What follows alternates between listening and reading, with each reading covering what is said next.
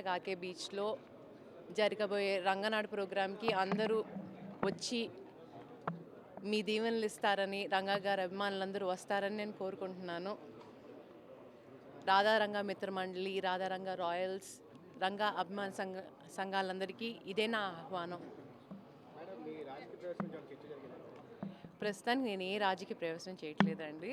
ఎందుకనంటే నా టార్గెట్ రాధారంగ మిత్రమండలి, దాన్ని బలపరచడం. అది ఎక్కడికక్కడ డివిజన్స్ కింద విడిపోయింది, దాన్ని స్ట్రెంగ్తన్ చేయాలి. నా టీం వర్క్ అనేది నేను చేయాలి. ఆ తర్వాతే ఏ రాజకీయ నిర్ణయం అనేది నేను తీసుకుంటాను. సో ప్రస్తుతానికి ఎలాంటి నిర్ణయం నేను తీసుకోవట్లేదు. అది మా వాళ్ళని కలవటం నా మెయిన్ ఎయిమ్. ఆయనకి ఇన్విటేషన్ ఇచ్చామండి. ఆయనకి ఆల్రెడీ ప్రీఫిక్స్ ప్రోగ్రామ్స్ ఉన్నాయి. అవి కనుక అయిపోతే వస్తానని అన్నారు. సో అది ఆయన వీలు బట్టి ఉంటుంది. అది మేడం, ఏదైతే ఆశయాల సాధన అన్నారు, ఆశయాల సాధనలో ఏమేమి ఎజెండాగా పెట్టుకున్నారు? ఆశయ సాధనాలనంటే పేద బడుగు బలహీన వర్గాల కోసం ఆయన ఎప్పుడు నిలబడ్డారు. అది ఆయన ఆశయం.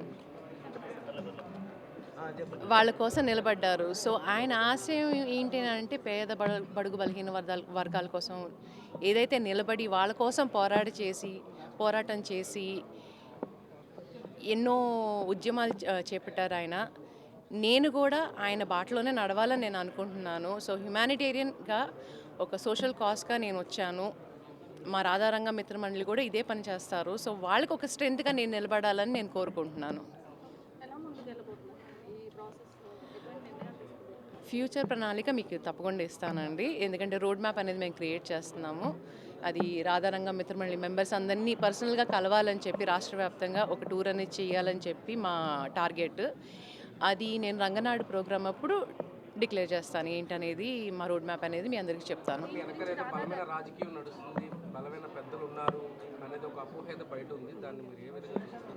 నా వెనక ముందు ఒక్కళ్ళే ఉన్నారండి, రంగా గారు. ఆయనే నాకు బలం. ఆయనే నా చేయి పట్టుకుని ముందు తీసుకెళ్తున్నారు.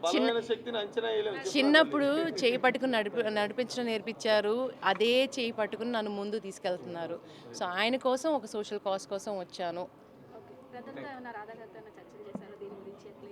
ఆఫ్ కోర్స్ అండి, ఆయన సపోర్ట్ అనేది నాకు ఎప్పుడూ ఉంటుంది. ఒక ఫ్యామిలీ అండి, ఎండ్ ఆఫ్ ద డే మేము ఒక ఫ్యామిలీ. మాలో ఎలాంటి విభేదాలు లేవు. అది ఆయన రాజకీయాల్లో ఉన్నారు, నేను సోషల్ కాజ్ కోసం వచ్చాను.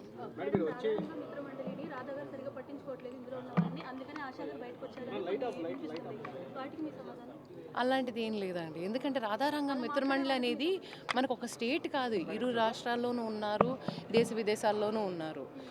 ఎంత పెద్ద ఆర్గనైజేషన్ అంటే మాలాంటి వాళ్ళు, ఇప్పుడు ఒక రాధా, ఒక ఆశ వస్తే ఆర్గనైజ్ అంటే దాన్ని మేనేజ్ చేయగల కెపాసిటీ లేదండి. మాలాంటి వాళ్ళు ఒక 100 మంది వచ్చినా మేనేజ్ చేయలేము మేము.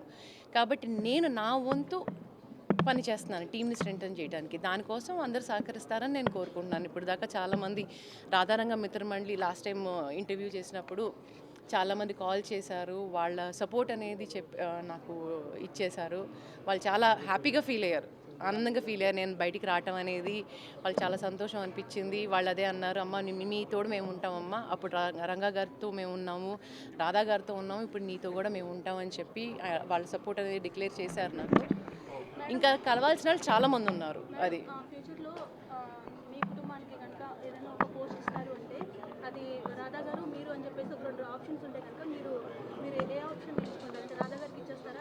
మా అన్నయ్య గారంటే పెద్ద ఆయనకి ఫస్ట్ ఆప్షన్.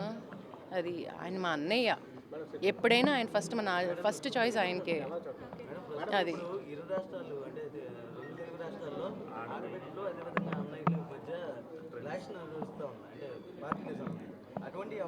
అస్సలు లేవండి. మేము ఒకటే ఫ్యామిలీ, హ్యాపీగా ఉన్నాము. అలాంటి క్లాషెస్ ఏమీ లేవు. ఎందుకనంటే మేము ఎలాంటి క్లాష్ పడినా రంగా గారి పేరుకి అవమానం జరుగుద్ది. అలాంటి క్లాషెస్ ఏమీ లేవు. ఆయన దారిలో ఆయన వెళ్తున్నారు, నేను సోషల్ కాజ్ కోసం నా దారిలో నేను వెళ్తున్నాను. మాకు ఎలాంటి గొడవలు లేవు. ఆయన మా అన్నయ్య, అది అంతే. ఇన్వైట్ చేశానండి. ఆయన సపోర్ట్, ఫుల్ సపోర్ట్, బ్లెస్సింగ్స్ ఉన్నాయి. అది ఆయనకి వేరే ప్రోగ్రామ్ ఉండటం మూలంగా రాలేకపోయారు. అది ఎలక్షన్కి ఇంకా 3 సంవత్సరాలు ఉన్నాయండి. తర్వాత నేను చెప్పాను కదా, ఇప్పుడు రాధారంగ మిత్రమండలి పెద్దవాళ్ళు ఉన్నారు, మా నాన్నగారితో పనిచేసిన వాళ్ళు ఉన్నారు.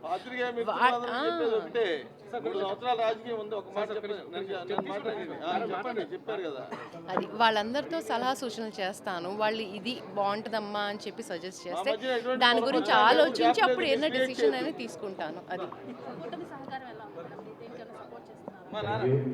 నేను పొలిటికల్గా ఎవరికి ఎలాంటి డెసిషన్ నేను తీసుకోలేదమ్మా. ఒక సోషల్ కాజ్, మా రాధారంగ మిత్రమండలి అనేది సోషల్ కాజ్ కోసం పనిచేస్తుంది, దానికోసం వచ్చాను. As a said, political decision అనేది నేను ఏదైనా తీసుకుంటే ఫ్యూచర్లో తప్పకుండా మీడియా మిత్రులందరినీ పిలుస్తాను, మీ అందరికీ తప్పకుండా చెప్తాను. అది దానికి ఇంకా చాలా టైం ఉంది. అది